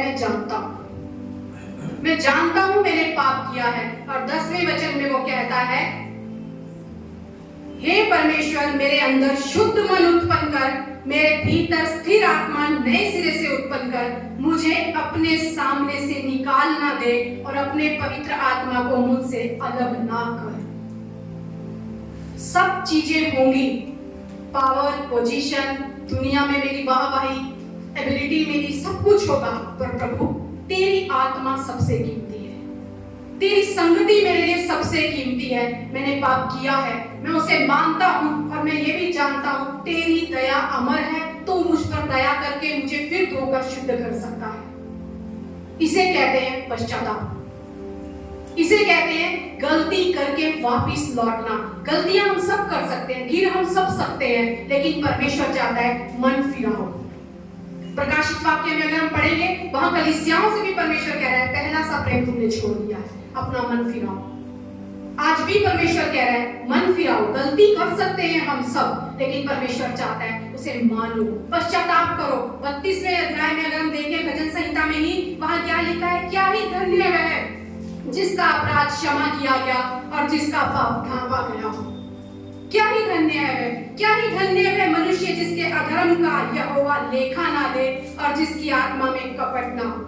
वो कह रहे जब मैंने अपना पाप तुझ पर प्रकट किया, 5वां वचन, और अपना अधर्म ना छिपाया और कहा मैं यहोवा के सामने अपने अपराधों को मान लूंगा, तब तूने मेरे अधर्म और पाप को क्षमा कर दिया। किस तरह से होता है पश्चाताप? जब हम जान लेते हैं मैंने पाप किया है प्रभु। दूसरी चीज, हम उसे कवर नहीं करते। अदन की वाटिका में भी आदम क्या बोलता, नहीं मैंने नहीं किया, इसने खिलाया तो मैंने खाया। इसे कहते हैं कवर करना। मेरी कोई गलती नहीं है, गलती सारी उसकी है। दाऊद कह रहा है मैंने तेरे विरुद्ध पाप किया है प्रभु, मैं अपना पाप जान गया हूं प्रभु, और मैं किसी और पे ब्लेम नहीं कर रहा। वो उसे छुपाता नहीं है, वो वहां स्वीकार कर रहा है और वो कह रहा है हाँ प्रभु मैंने गलती की है, मैंने पाप किया है, मैं स्वीकार करता हूं, पर मैं ये भी जानता हूं तू मेरे पापों को धो सकता है, तू मेरे अधर्म को दूर कर सकता है। अगर ये अधर्म मुझसे दूर ना हुआ तो प्रभु तेरी आत्मा मुझसे दूर जा सकती है, मैं उसे खोना नहीं चाहता। यही फर्क था शाऊल और दाऊद में। दाऊद को फर्क, शाऊल को फर्क ही नहीं पड़ा, कोई बात नहीं, अगर नहीं है तो ना सही, लोगों के सामने मेरा आदर करना प्रभु। बाहर जाएगा ना सबको बोलना मैंने कुछ गलत नहीं किया, बाहर मैं ऊंचा ही उठना चाहिए। दाऊद कहता है सब कुछ उसने ना कहा मैंने बत्शेबा के खिलाफ पाप किया, ना कहा मैंने उरिया के खिलाफ पाप किया, ना उसने कहा मैंने किसी और के खिलाफ पाप किया। वो कहता है प्रभु मैंने तेरे खिलाफ पाप किया है, मैंने तेरे विरुद्ध पाप किया है, क्योंकि जो काम हम करते हैं वो हम किसी के विरुद्ध नहीं करते, हम उस खुदा के विरुद्ध करते हैं। वो कहता है अपने बुलाए जाने के बारे में सोचो, सोचो क्यों बुलाए गए हो तुम। ज्ञानवान नहीं बुलाए गए, बहुत ज्ञानी, बहुत बलवान, बहुत सामर्थी, बहुत कुलीन नहीं बुलाए गए, पर मैंने तुम्हें क्यों बुलाया है, ताकि तुम्हारे पास घमंड का कोई कारण ना हो। और यही खुदा चाहता है कि जो मैंने तुम्हारे जीवन में दिया है उसमें मेरी महिमा होनी चाहिए। 1 यूहन्ना 1:9 में लिखा है यदि हम अपने पापों को मान लें तो वह हमारे पापों को क्षमा करने और हमें सब अधर्म से शुद्ध करने में और विश्वास योग्य और धर्मी है। अगर हम अपने पापों को मान लें तो वो क्षमा करने में विश्वास योग्य है, फिर से रिस्टोर करने वाला परमेश्वर है वो। इसीलिए दाऊद का राज्य बना रहा और उसी दाऊद के वंशावली में यीशु मसीह का जन्म हुआ। और शाऊल को परमेश्वर कहता है छीन गया है तेरा सब कुछ, लेकिन शाऊल पर कोई असर नहीं पड़ा। कब हम जान पाते हैं हमारे अंदर मैं आ रहा है, क्योंकि ये समझ पाना बड़ा मुश्किल है। हमें कभी लगता ही नहीं कि हम कुछ गलत कर रहे हैं। अगर आप किसी को कुछ कहो, सबसे बड़ी एक अगर पहचान आपको करनी है ना, जिसके अंदर जो अपने आप को ऊंचा उठा रहा है, पहली बात वो कभी अपनी गलती नहीं मानेगा, दूसरी बात वो कभी अपनी गलती का इनकार नहीं करेगा। मतलब कोई भी अगर कुछ कह रहा है ना, वो उसे मानेगा नहीं, मानना ही नहीं है। और दूसरी बात, वो हर एक को जो कोई समझाने जाएगा उसका इनकार करेगा, और कोई सलाह देगा कभी सलाह नहीं देगा। वो अपने मार्गों को हमेशा सही साबित करेगा, सही ठहराया जाएगा, जिसका सबसे बड़ा कारण है उसके अंदर लोगों का भय, परमेश्वर का भय का चला जाना और उसके अंदर लोगों का भय आ जाना। दानियल की पुस्तक अगर हम खोले, वहां एक बहुत बड़ा उदाहरण हम सबको देखने को मिलता है, वो है नबूकदनेस्सर राजा के बारे में। नबूकदनेस्सर राजा दानियल 4 में हम निकालेंगे, एक स्वप्न देखता है, और वो स्वप्न देखता है इतना परेशान हो जाता है, सबको बुलाता है मेरे स्वप्न का अर्थ बताओ। और उसने स्वप्न में क्या देखा, पृथ्वी के बीचों बीच 10वें वचन में एक वृक्ष लगा है, उसकी ऊंचाई बहुत बड़ी है, वह वृक्ष बड़ा होकर दृढ़ हो गया, उसकी ऊंचाई स्वर्ग तक पहुंची और वह सारी पृथ्वी की छोर तक दिखाई पड़ता था। उसके पत्ते सुंदर और उसमें बहुत फल थे, यहाँ तक कि उसमें सबों के लिए भोजन था। उसके नीचे मैदान के सब पशुओं को छाया मिलती थी और उसकी डालियों में आकाश की सब चिड़ियां बसेरा करती थी और सब प्राणी उससे आहार पाते थे। ये स्वप्न उसने देखा और फिर वो क्या देखता है कि एक स्वर्गदूत उतरा और उसने कहा कि वृक्ष को काट डालो। ऊंचे शब्द से वो कहता है, उसकी डालियों को छांट दो, उसके पत्ते झाड़ दो, उसके फल बिखरा डालो, पशु उसके नीचे से हट जाएं, चिड़ियां उसकी डालियों पर से उड़ जाएं, तो भी उसके ठूंठ को जड़ समेत भूमि में छोड़ो और उसको लोहे और पीतल के बंधनों में बांधकर मैदान की हरी घास के बीच रहने दो। स्वप्न देख रहा है, एक पेड़ है, इतना ऊंचा हो चुका है, हरा भरा है, फलों से भरा है, पक्षी उसके नीचे बैठे हैं, बसेरा ले रहे हैं, पशु उसके नीचे हैं। पर फिर वो देखता है एक आवाज आती है, इस पेड़ को काटो। वो कहता है ये क्या स्वप्न है। वो सबको बुलाता है, कोई अर्थ नहीं बता सकता। दानियल को कहता है कि दानियल मैं जानता हूँ तू बता सकता है, अब तू इसका मुझे अर्थ बता। और दानियल क्या करता है, दानियल उसे जब अर्थ बताता है ना, 22वें वचन में हम पढ़ेंगे, दानियल कहता है हे राजा वह तू ही है, तू महान और सामर्थी हो गया है। यानी जिस वृक्ष के बारे में बात की जा रही है वो तू है। तेरी महिमा बड़ी और स्वर्ग तक पहुंच गई, तेरी प्रभुता पृथ्वी की छोर तक फैली है।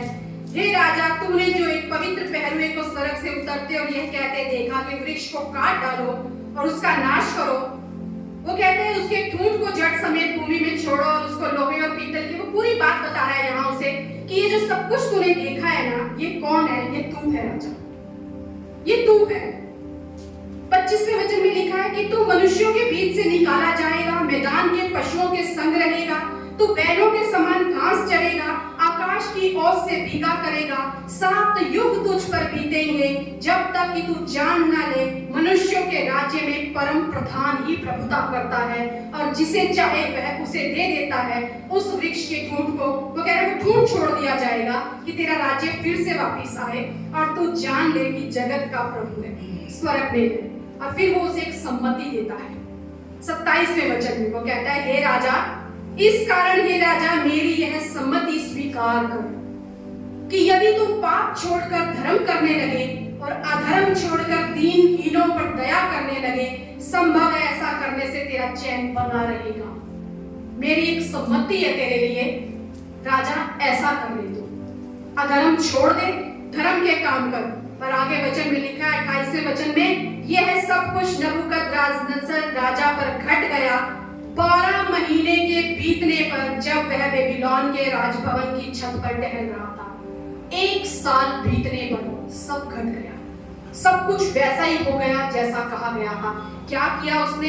क्या यह बड़ा बेबीलोन नहीं जिसे मैं ही ने अपने बल और सामर्थ से राजनिवास होने और अपने प्रताप की बढ़ाई के लिए बसाया है?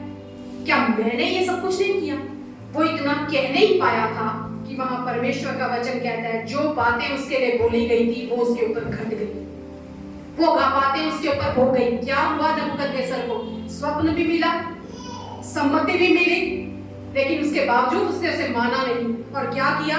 अपनी मर्जी, मैंने ये बनाया है, मैं इसके अनुसार चलूंगा। और अगर हम आगे देखें तो वहां सब कुछ लिखा है। वही नबूकदनेस्सर राजा, आप ये सारा पढ़ेंगे तो आप जान पाएंगे, वही नबूकदनेस्सर राजा जब उसने 34वें वचन में लिखा है अपनी आंखें स्वर्ग पर उठाई और अपनी बुद्धि को उसने फिर ज्यों का त्यों पाया। और वो कहता है धन्य है वह परम प्रधान जो सदा जीवित है, उसकी स्तुति और महिमा वो ये कहकर करने लगा, उसकी प्रभुता सदा की है, उसका राज्य पीढ़ी से पीढ़ी तक बना रहेगा।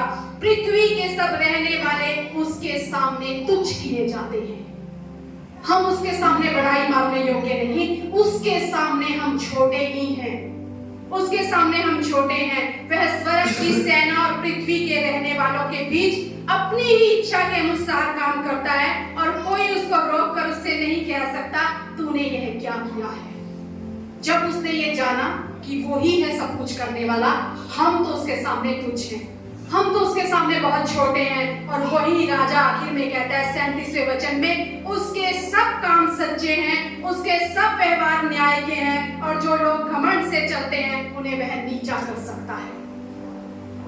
तो जान पाया जब उसने अपने जीवन में उस व्यवहार को देखा। उसको सलाह भी दी गई थी, उसे स्वप्न भी दिया गया था, वार्निंग भी दी गई थी, सम्मति भी दी गई थी, लेकिन उसके बावजूद वो अपने मैं पर अड़ा रहा।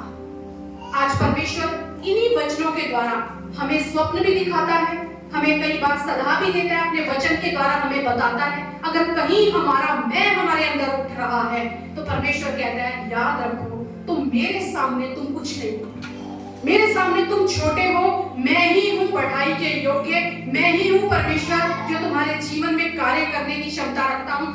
वो क्या कह रहा है, उसकी प्रभुता ही सदा की है, उसकी प्रभुता, और वो जो चाहे वो कर सकता है, कोई उसे रोक नहीं सकता।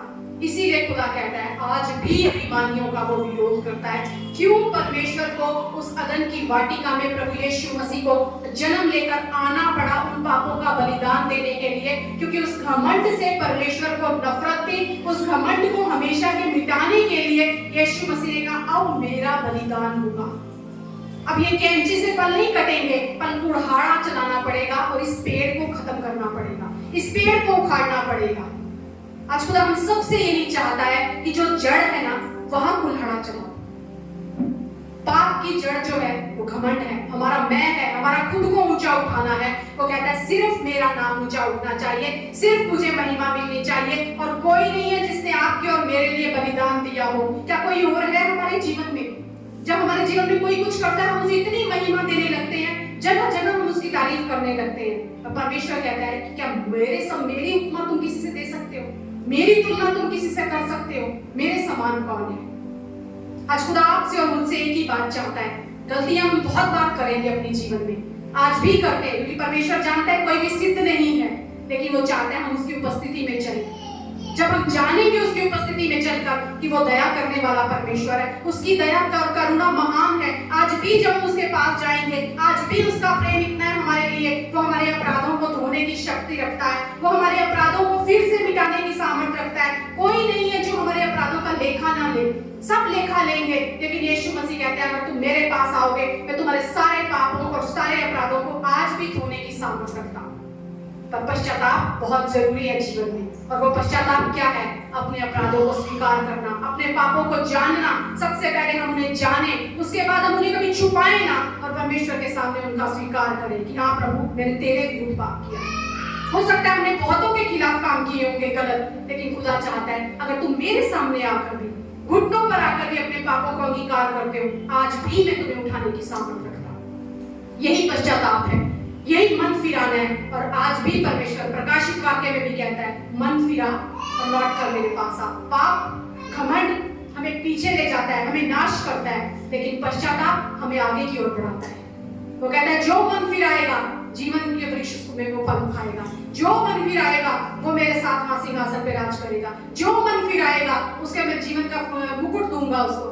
पर जरूरी है मन फिराना, जरूरी है अपनी बड़ाई ना मारना। आज खुदा चाहता है जो मैंने तुम्हें चुना है, जिस रूप में थे उस रूप में मैंने चुना है। तो अब सोचो अपनी बुलाहट के बारे में कि हम क्यों बुलाए गए हैं, क्यों ज्ञानवान नहीं बुलाए गए, क्यों कुलीन नहीं बुलाए गए। क्योंकि परमेश्वर कहता है ताकि किसी को मेरे सामने घमंड करने का कारण ना हो कि हमारे अंदर कुछ ताकत थी। जितना ज्यादा हम अपने आप को नम्र करेंगे, और प्राइड का अपोजिट है नम्रता, घमंड का अपोजिट है नम्रता। नम्रता क्या है? परमेश्वर की बातों के साथ सहमत होना, यही नम्रता है। जो परमेश्वर कहे, जैसा कहे, जब कहे।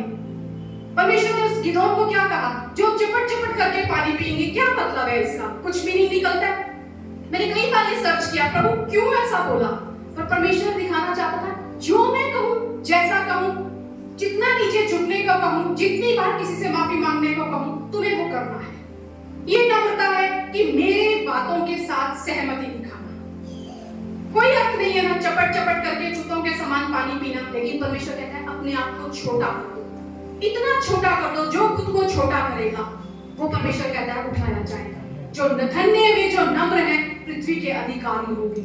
और खुदा का वचन क्या कहता है? विरोधियों का तो जो घमंडी है उनका तो वो आज भी विरोध करता है, अभिमानियों का विरोध करेगा, लेकिन दीनों पर अनुग्रह करेगा। कितने आज अपने जीवन में उस खुदा के नाम को ऊंचा उठाना चाहते हैं? अगर कहीं आज हमने जाने अनजाने में, क्योंकि हम समझ नहीं पाते हम कब खुद उठा रहे हैं अपने आप को ऊंचा, लेकिन आज हम उस खुदा से कहें कि प्रभु अगर कहीं मैंने अपने आप को ऊंचा उठाया है, मैं एक ही बात चाहता हूँ मेरे जीवन में तेरा नाम ऊंचा उठाना चाहिए, लेकिन सिर्फ तेरी बातें मेरे जीवन में राज करनी चाहिए प्रभु। तो आइए आज हम इस गीत को एक बार फिर से गाएं और प्रभु से कहें प्रभु आत्मा और सच्चाई से तेरी आराधना करना चाहता हूँ।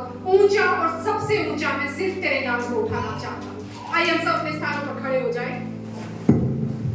आत्मा और सच्चाई से उस खुदा से कहें कि प्रभु, कहीं भी अगर आज में तूने मुझे ऊंचा उठता हुआ पाया है ना प्रभु, मैं एक बात चाहता हूँ, आज मेरे अंदर जरूरी है तू उठे प्रभु यीशु, मैं घटूं और तू बढ़े। आज मैं सिर्फ तुझे ऊंचा उठाना चाहता हूँ, और सिर्फ आज नहीं, मेरे जीवन में सिर्फ तू ऊंचा उठे पिता परमेश्वर। तेरी हम स्तुति हृदय की गहराइयों से करते हैं तेरी हम स्तुति हृदय की गहराइयों से। यीशु यीशु तू ही है, तू ही है हमारा प्रभु यीशु, तू ही है, तू ही है हमारा प्रभु। सब गाए महिमा हो तेरी, हालेलुया महिमा हो तेरी, ओ महिमा हो तेरी, हालेलुया महिमा हो तेरी। आत्मा और सच्चाई से तेरी आराधना करें। यीशु राजा आत्मा और सच्चाई से सिर्फ तेरी आराधना करें। सारे मिलकर सब खाएं। ऊंचा और ऊंचा, सबसे ऊंचा, सबसे ऊंचा रहे तेरा नाम मेरे जीवन में। ऊंचा और ऊंचा, सबसे ऊंचा, सबसे ऊंचा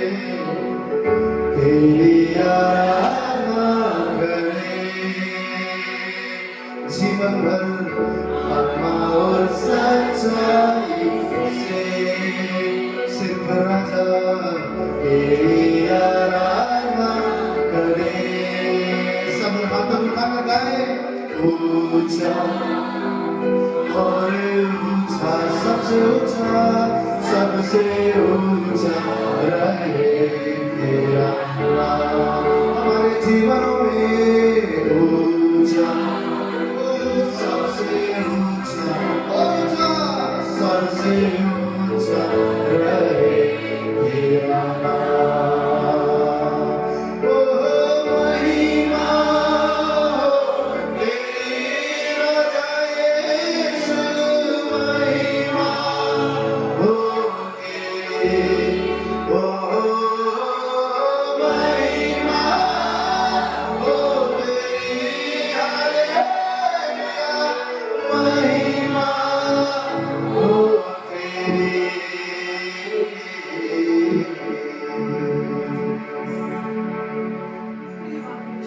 एक ही बात हम मांगते हैं खुदा, हमारे जीवन में तेरा नाम ऊंचा उठाया जाए। हमारे जीवन से तेरी महिमा हो खुदावन यीशु। हम घटे प्रभु और तू बढ़े खुदावन यीशु। हम कुछ भी नहीं खुदा, तेरे अनुग्रह के द्वारा आज हम जीवित हैं खुदावन यीशु। और तेरा ही अनुग्रह खुदा जो आज भी हमें चलाता है प्रभु यीशु। होने दे खुदावन यीशु, सदा उस अनुग्रह पे हम निर्भर रहकर चलना सीखें। सदा तुझ पर अपनी नजर टिकाकर चले खुदावन यीशु। प्रभु चाहे हम जीवन में बढ़त को देखें, चाहे सफलता को देखें मेरे खुदा, पर हमारी नजर तुझसे कभी ना हटे मेरे खुदावन यीशु। हमारी नजर तेरी ओर सदा टिकी रहे मेरे खुदावन यीशु। और हम जान ले पिता, तेरे साथ हम जैवन से बढ़कर हैं। तेरे बिना हम कुछ भी नहीं मेरे प्रभु यीशु। तेरे बिना हम कुछ भी नहीं प्रभु जी। एक बार फिर आज हम अपने आत्मा मन शरीर को आपके हाथ में सौंपते हैं। यदि कुछ भी ऐसा आपने पाया है जो आपकी नजर में ग्रहण योग्य नहीं मेरे प्रभु, एक बार फिर हमें धोकर शुद्ध कर मेरे पिता। अपने योग्य बना मेरे खुदा यीशु, अपने योग्य बना मेरे खुदा। सदा हम तुझे भाए मेरे प्रभु यीशु, सदा हम तुझे भाए मेरे खुदा। और जब भी तू हमारी ओर नजर करे प्रभु, तू हमसे प्रसन्न होने पाए मेरे खुदा यीशु। ये जीवन तेरा दिया हुआ है प्रभु यीशु, और इस जीवन को हम तुझे अर्पण करते हैं प्रभु जी। होने दे खुदा, कभी भी प्रभु जी ये घमंड नामक शैतान हमारे जीवन को नाश ना करने पाए प्रभु यीशु। ये चोर आया है चोरी करने, नाश करने और घात करने प्रभु, लेकिन आज हम मांगते हैं पिता, हम उस जीवन को पाए प्रभु जी जो जीवन आपने हमें दिया है खुदा, और सदा हम उस जीवन में चलते रहे मेरे खुदा यीशु। होने दे पिता, जो मुकुट आपने हमारे लिए रखे हैं, जो स्थान आपने हमारे लिए रखे हैं प्रभु, उन स्थानों पर हम पहुंचने पाए अपने यीशु मसीह की सामर्थ के द्वारा मेरे खुदा यीशु। धन्यवाद देते पिता, सारी महिमा आदर गौरव आपके नाम को देते हैं। हर नाम से ऊंचा आपके नाम को उठाते हैं मेरे खुदा यीशु। धन्यवाद आज के सुंदर दिन के लिए, इस वक्त के लिए मेरे पिता। सारी महिमा आदर गौरव आपके नाम को देते हुए इस दुआ को यीशु मसीह के सामर्थ के नाम से